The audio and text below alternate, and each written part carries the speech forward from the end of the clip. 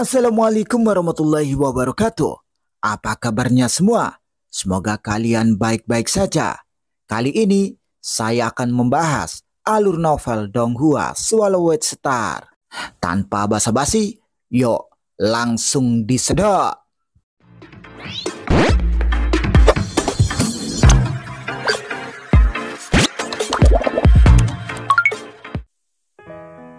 Melanjutkan dari cerita sebelumnya, di ibu kota kerajaan galaksi. "Ayo, tuangkan anggurnya. Guisu, mana anggurnya?" teriak Raja Iblis Api Hitam. "Aku melakukan perbuatan besar terakhir kali dan butuh banyak usaha untuk mendapatkan 3 kendi anggur berkualitas. Kalian telah menghabiskan 1 kendi penuh dalam waktu singkat.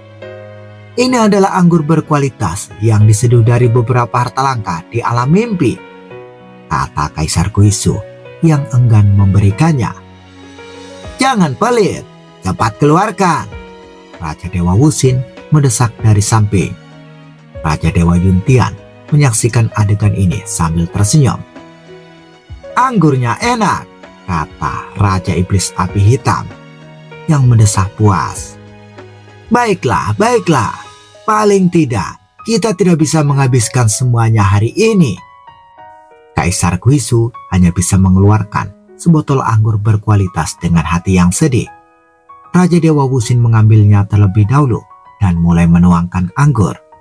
Para anggota gedung samsara ini sebelumnya sangat rendah hati, tetapi semenjak berdirinya kerajaan galaksi, mereka mulai bergabung satu demi satu.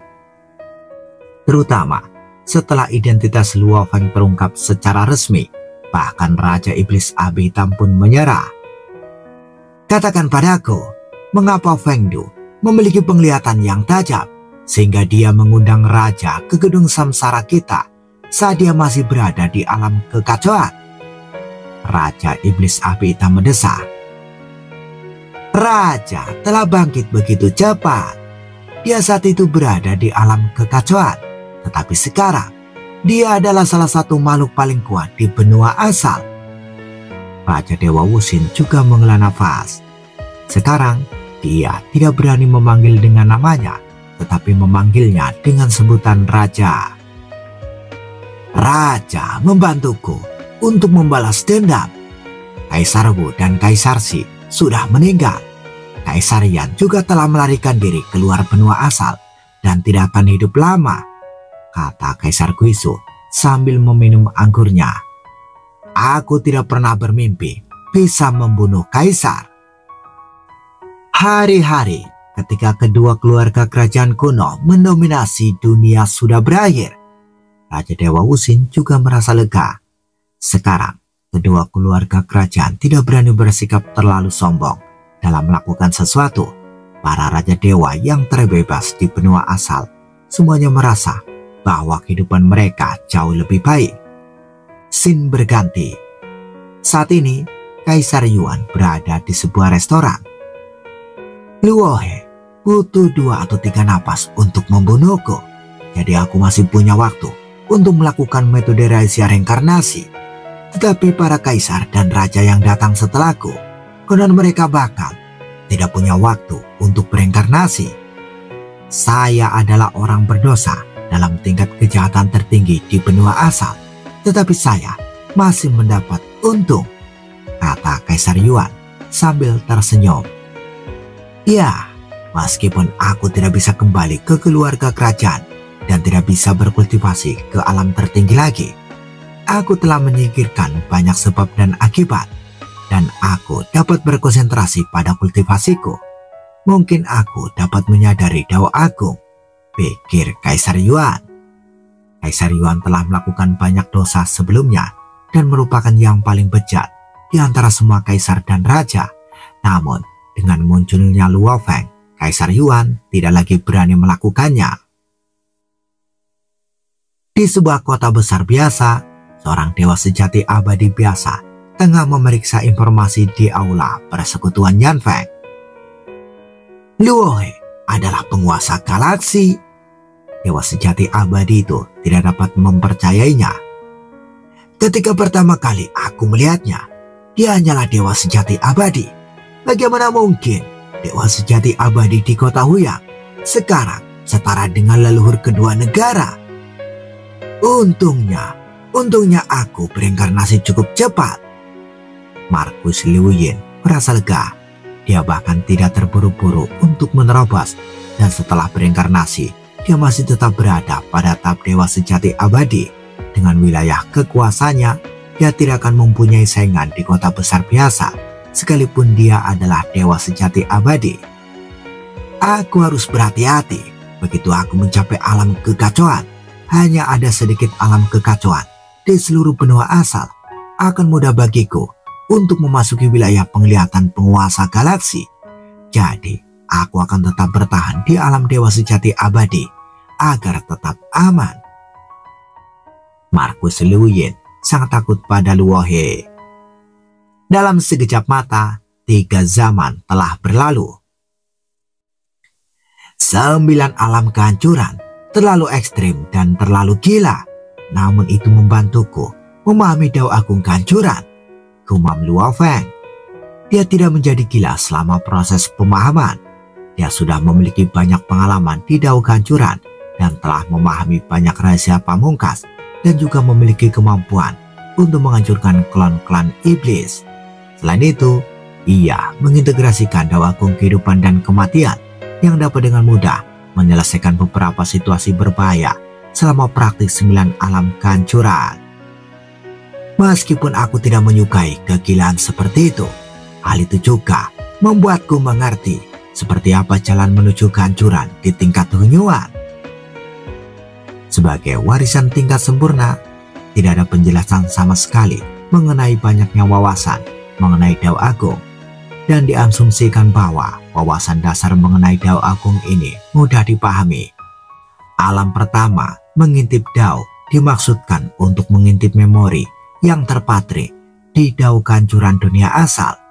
Ingatan yang tersegel ini sebenarnya adalah ingatan kehancuran yang paling kuat dalam sejarah panjang seluruh dunia asal.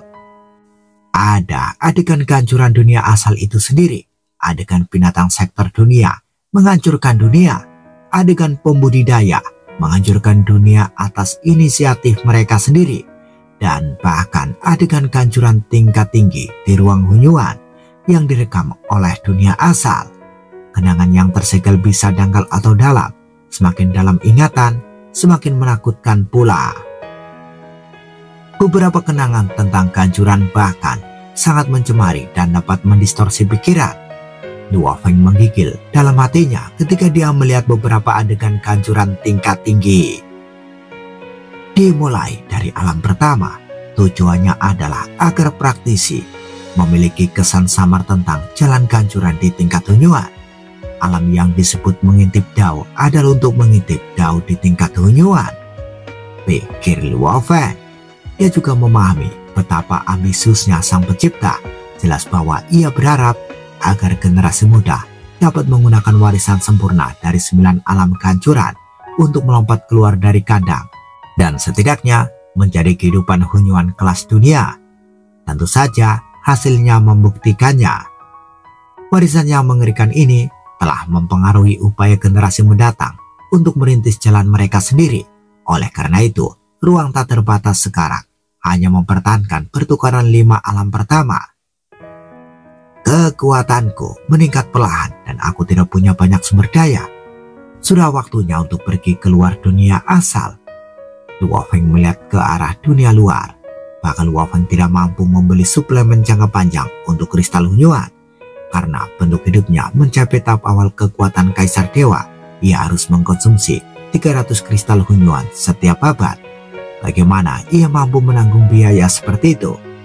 Akhir-akhir ini, dia tidak menggunakan harta apapun dalam praktiknya, dan efisiensinya memang menurun drastis. Luo Feng melangkah maju dan meninggalkan kota Huyang dan tiba di istana Kaisar Chu, di ibu kota Chu. Di dalam istana Kaisar Chu, "Guru!" Luo Feng melihat gurunya Kaisar Chu. "Luo Feng!" Kaisar Chu tersenyum pada muridnya. "Apakah kamu sudah siap untuk berangkat?" Luo Feng mengangguk. Begitu kita berada di luar dunia asal, kita bisa bertemu orang-orang hebat dari miliaran dunia dan bertukar kebijaksanaan dengan orang-orang hebat lainnya.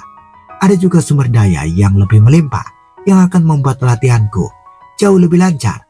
Guru, apakah Anda yakin tidak ingin pergi bersamaku? Tanya Luo Feng. Aku tidak akan pergi. Kaisar Chu menggelengkan kepalanya. Di luar dunia asal, kekuatanku ada di dasar. Jika aku keluar, aku hanya akan menjadi beban bagimu. Saya berencana untuk berkultivasi hingga benua asal hampir punah, lalu keluar untuk menjelajahi dunia. Dengan begitu, bahkan jika saya mati di luar, itu tidak akan menjadi kerugian, kata Kaisar Chu sambil tertawa. Luo Feng tidak mencoba membujuknya lebih jauh. Dia sendiri hanya memiliki kekuatan seorang kaisar dewa tapawat, dan bahkan ketika dia pertama kali keluar, senjata dan harta karunnya tidak sebaik banyak orang kuat di dunia luar. Pada saat ini, dia tidak dapat membantu gurunya dengan cara apapun. Kamu harus bekerja keras dan mencari sumber daya. Saat waktunya tiba, guru mungkin harus bergantung padamu untuk perlindungan, kata Kaisar Chu sambil tersenyum. Ya, Luo Feng mengangguk. Kalau begitu, aku permisi dulu. Teruslah fokus pada latihanmu. Jangan terlalu banyak berpikir. Kaisar Chu menyemangati. Scene berganti. Saat ini, Luo Feng bertemu leluhur Origin, penguasa kota kekacauan, dan Morosa. Aku akan menjelajah ke luar dunia asal. Tentu saja, aku juga punya klon yang tinggal di benua asal. Hanya saja, aku perlu lebih fokus saat berada di luar sana. Jadi, klon di benua asal hanya menyendiri. Jika ada sesuatu yang penting, kalian bertiga bisa mengirimiku pesan. Aku akan menerima semua pesanmu. Adapun sisanya, selama retretku, aku akan mengabaikannya, kata Luo Feng. Leluhur Origin, guru, kerajaan Dewa Galaksi dan Sekte Daohe terutama bergantung pada kalian berdua. Morosa memiliki sedikit sifat keras kepala, dan saya masih membutuhkan kalian berdua untuk sedikit menenangkannya, kata Luo Feng. Aku sangat penurut, kata Morosa sambil melotot. Jangan khawatir, serahkan saja pada kami, leluhur Origin dan penguasa kota kekacauan mengangguk. Luo Feng melirik Morosa sambil setengah tersenyum. Aku akan menyendiri. Klan Luo Feng segera berbalik dan berjalan menuju ruang sunyi di dalam gua dan memasuki menara bintang. Scene berganti. Sosok Luo Feng dan Kaisar King terbang melintasi langit dan menuju ke tempat terpencil di Gletser Tianji. Di sana ada sebuah lembah yang terbuat dari es, dan di tengahnya ada kolam yang gelap dan dalam. Kolam yang gelap dan dalam ini adalah saluran transmisi di benua asal. Luo He, Kaisar King. Di samping kolam yang dalam dan gelap, ada sosok yang duduk bersila. Sosok itu adalah Kaisar Fu. Pada saat ini, Kaisar Fu berdiri dan menatap mereka berdua sambil tersenyum. Kaisar Fu. Luo Feng tersenyum dan mengangguk. Dia memiliki kesan yang baik terhadap Kaisar Fu. Bagaimanapun, ketika Kaisar Yan mencoba menekannya berulang kali, Kaisar Fu selalu berdiri di sisinya. Kaisar Fu, apakah Anda selalu tinggal di sini? Kaisar King memiliki sedikit gambaran tentang apa yang dipikirkan orang ini. Ada banyak sekali bahaya di luar dunia asal, jadi aku juga ingin pergi ke sana bersama kalian berdua, kata Kaisar Fu. Kaisar King sedikit mengernyit. Kekuatan Kaisar Fu masih sedikit lemah, bahkan jika dia ikut, dia hanya bisa menjadi pesuruh. Aku tidak keberatan jika aku ingin mengikutiku, Kaisar King memandang Luo Feng. Tetapi aku harus meminta pendapat saudara Luo He tentang hal ini, kata Kaisar King. Kaisar Fu segera menatap Luo Feng. Dia telah berdiri di sisi Luo Feng secara terbuka dan berdiam di sini selama bertahun-tahun hanya untuk hari ini.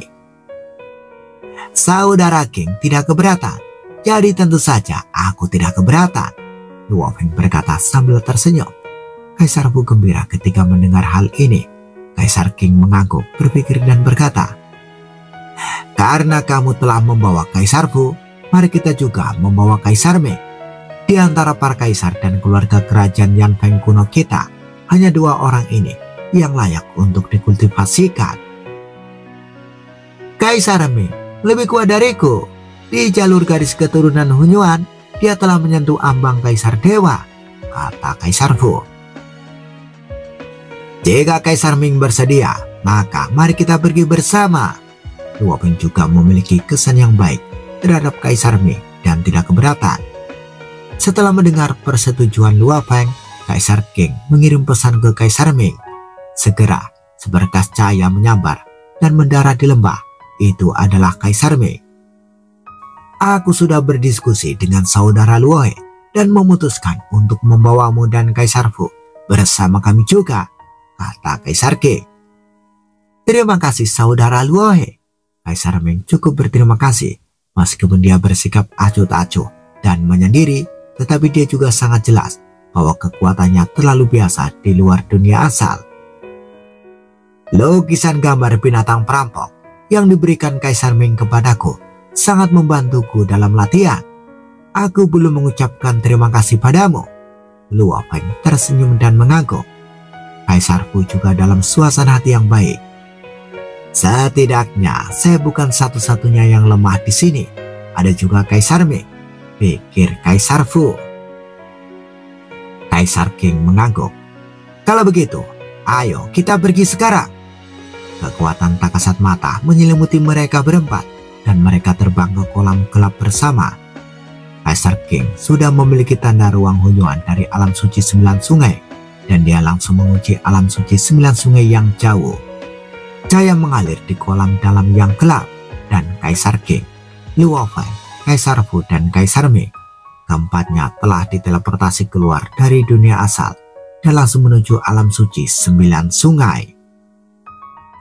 Saat terbang ke dalam kolam gelap, Luo Feng merasakan gelombang tak kasat mata melewatinya dan dengan tubuhnya yang berada di tahap awal Kaisar Dewa, dia dapat dengan mudah menahannya. Luo Feng juga memperhatikan bahwa Kaisar Ming di sampingnya memiliki ekspresi tenang, tetapi Kaisar Fu sedikit mengernyit, tampak sedang berjuang. Tiba-tiba, setetes air membungkus Luo Feng, Kaisar King, Kaisar Fu dan Kaisar Ming dan langsung meninggalkan dunia asal benua asal. Tetesan air ini bergerak dengan kecepatan super tinggi di ruang Hunyuan. Kampung halamanku, benua asal. Luo Feng menyaksikan dunia asal yang besar itu menyusut dengan cepat dan kemudian menghilang dari pandangannya. Dia tahu bahwa dia telah meninggalkan kampung halamannya.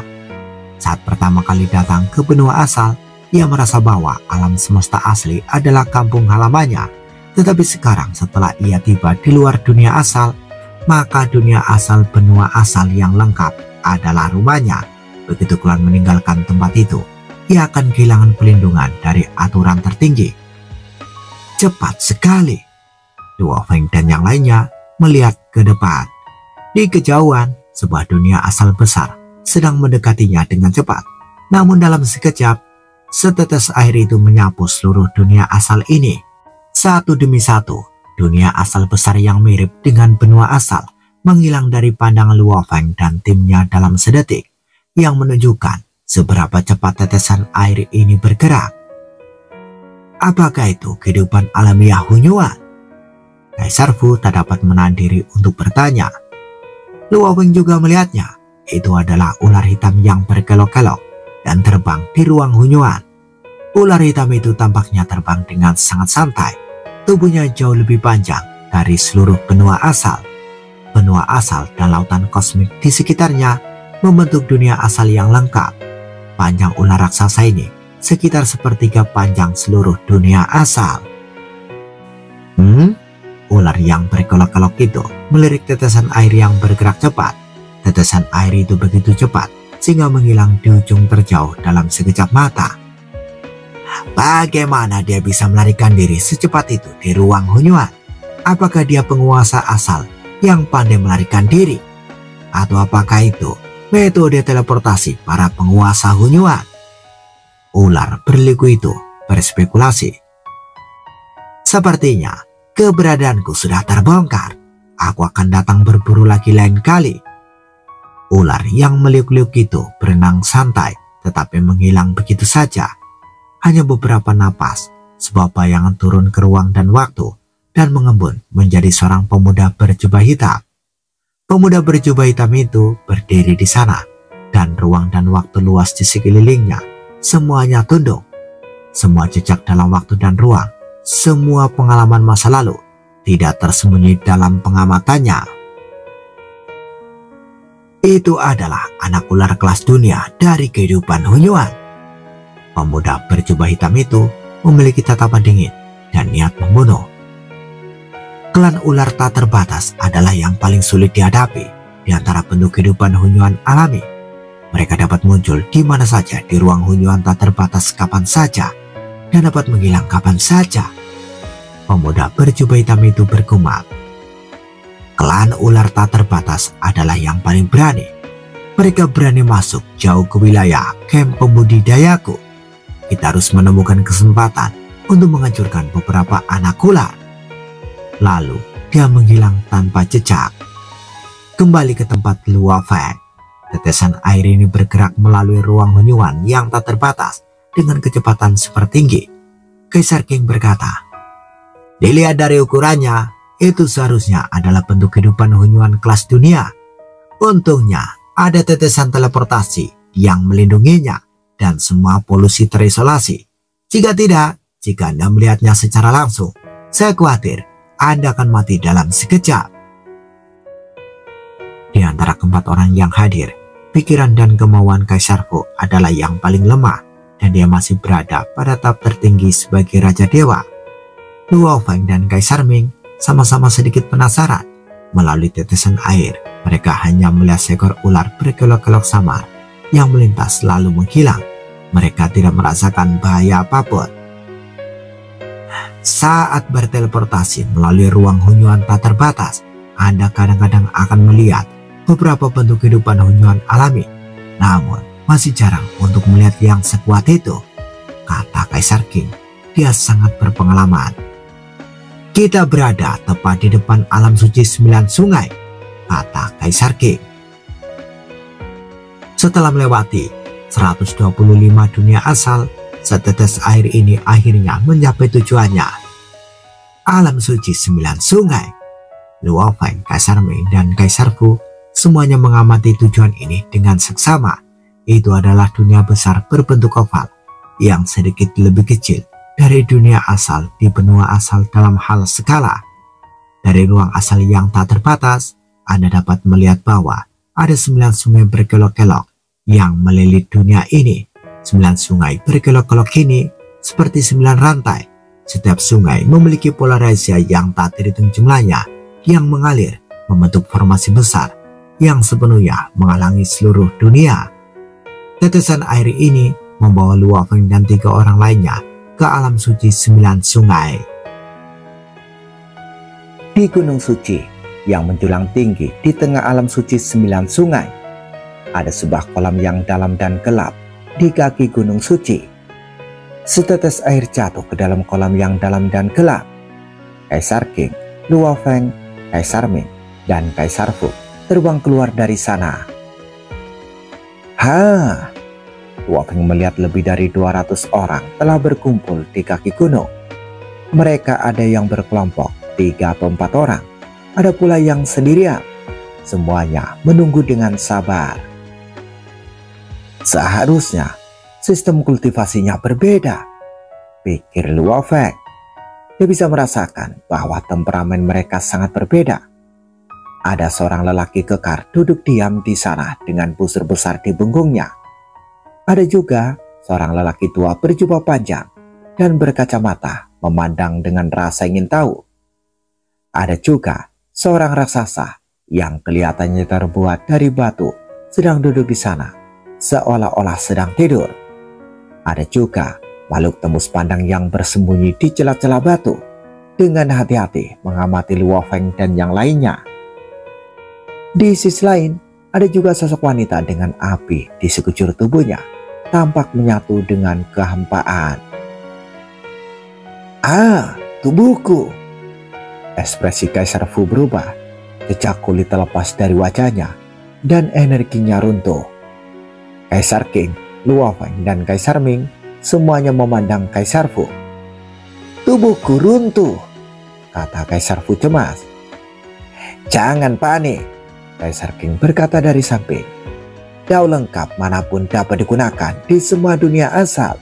Namun dunia suci 9 sungai ini bukanlah dunia asal, tetapi dunia latihan khusus yang diciptakan oleh senior Yuan dan yang lainnya.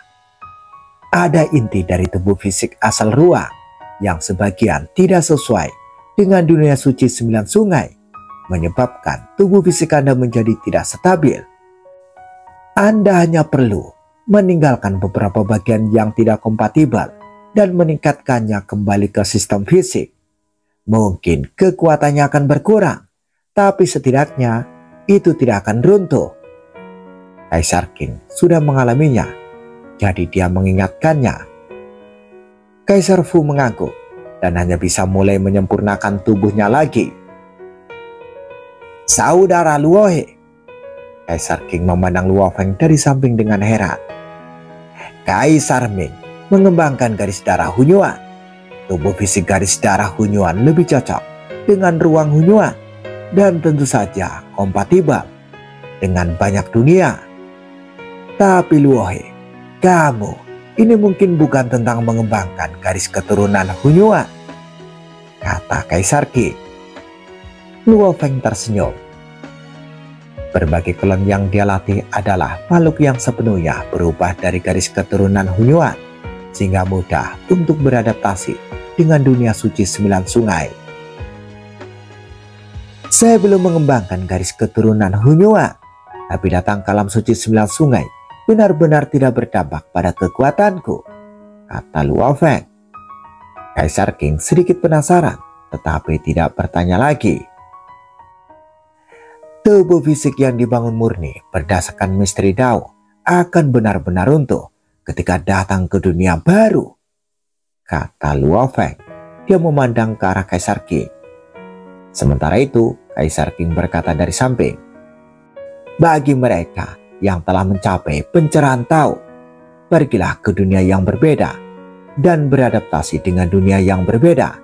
Ini juga semacam latihan." Luo Feng mendengarkan dengan penuh pertimbangan. Tiba-tiba, gunung suci di belakangnya bergemuruh. "Praktisi baru, sebuah kapal terbang akan tiba setiap abad dan akan membawa Anda ke salah satu kota di alam suci 9 sungai." Luo Feng dan Kaisar Ming menoleh untuk melihat gunung suci megah di depan mereka. Gunung suci itu memiliki jalan pegunungan menuju puncak gunung. "Orang yang baru saja berbicara adalah Gunung Suci.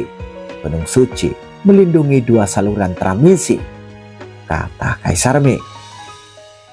"2 saluran transmisi?" Luo Feng bingung. "Saluran teleportasi di kaki gunung ini dapat digunakan untuk kembali ke benua asal." Kaisar Qing menunjuk ke jalan pegunungan lagi. "Untuk berjalan di sepanjang jalan pegunungan, Anda setidaknya harus memiliki kekuatan yang tercerahkan. Ada juga kolam dalam di puncak gunung, tapi itu digunakan untuk berteleportasi ke alam suci kegelapan, tempat leluhur kedua negara kuno berada." Luo Feng dan Kaisar Qing sama-sama memahami bahwa Kaisar Fu saat ini sedang bekerja keras untuk menyempurnakan tubuh fisiknya. "Tunggu aku sebentar," kata Kaisar Qing. Lalu dia berjalan menuju 200 sosok itu. "Kalian harus mengetahui aturan dunia suci 9 sungai."